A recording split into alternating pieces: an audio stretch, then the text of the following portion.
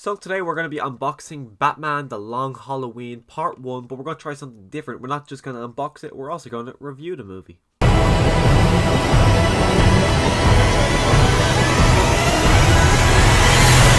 So when it comes to the animated DC movies, for the most part, I'm not really a big fan of them. Some of them I do like. Hush, I thought was good.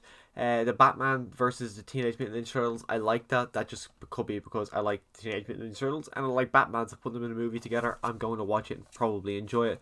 But for the most part, I do find these to be just a bit anticlimactic. I go in with high expectations, which I probably shouldn't have for these animated DC straight to VOD movies. But for this one here, I was very interested to watch this, not only because it's part 1, part 2 comes out next month, we're not going to have to wait a year to see what happens, but The Long Halloween is something I've always wanted to actually look into. I always heard about it, people always rant and rave about how it's one of the best Batman stories, but I've never got around to it, and a lot of people are saying that the Batman in next year's movie is actually going to be based on this comic book, so I kind of want to have a bit of knowledge of it going into it. I'll say I'll read the comic before that, but part 1 and part 2 will be one great one to get into, so I'm really hoping this is going to be a good movie. But anyways, there is our front cover.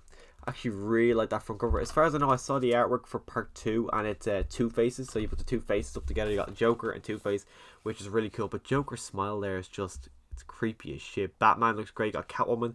I actually don't even know who voices them. I'm looking now, it's just naming the characters, it doesn't say who's voicing them or anything, but I have no idea. I'm kind of hoping it's Mark Hamill. He's kind of the Joker voice for animated stuff for myself anyways. I think it's for majority of the people as well. There you go, your spine. Batman The Long Halloween Part 1. It's kind of bothering me up here. Again, I don't know anything about The Long Halloween, so that could be it. But it looks like it's, you got Aquaman here. Don't even know if he's in there. And then the other one, just looking at it, it looks like John Constantine. I could be wrong. And then, I can't remember the guy's name for the life of me, but you got the yellow lantern there from the Green Lantern.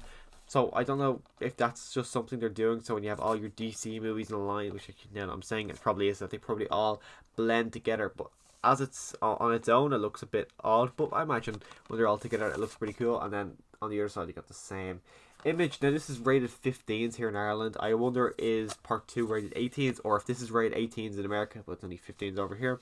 But in terms of special features, you don't really have a lot. You got a sneak peek at part 2, so you got your trailer, and you got you got 2 DC bonus cartoons from the vault. Now, I probably won't end up watching this, but I are watching the cartoons, but I'm actually looking on the back. It does mention the well, it did a second ago. It mentioned the World War One movie, the Justice League World War One or World War Two. I'm probably gonna pick that up and watch that because I've heard good things about that. Now, I'm assuming the disc artwork itself, just a standard blue disc, and then the name. That's what they tend to do for Warner Bros. But same on both sides. Slipcover is a lot nicer. And yes, it is. You got the Batman The Long Halloween Part 1 right there. You got a little sheet here, advertising stuff to come, which is, oh yeah, so the Suicide Squad game comes out next year, Batman Gotham Knights comes out next year, you got the Batman next year, Suicide Squad this summer, and much more. Yeah, Justice Society World War II, but you got to pick that up soon enough. But that is the unboxing, so stay tuned for the review. A few moments later. So after watching Batman The Long Halloween Part 1, I'm happy to say this is easily one of the best ones they've done so far. Bearing in mind, I have not been the biggest fan of them. Bearing in mind as well, I haven't seen many of them. I've seen a few. I've seen about, I'd say 5 or 6, and the sample size I've seen has not really made me want to go and watch more. After watching this, I'm more inclined to actually go and watch some. I've seen a few of them, like I've seen Batman Hush, as I said earlier in this video. I've seen Batman versus the Teenage Mutant Ninja Turtles, but I really enjoyed this movie. You can tell that this is the early stage of Batman. He doesn't really know what he's doing. Well, he knows what he's doing to a certain extent.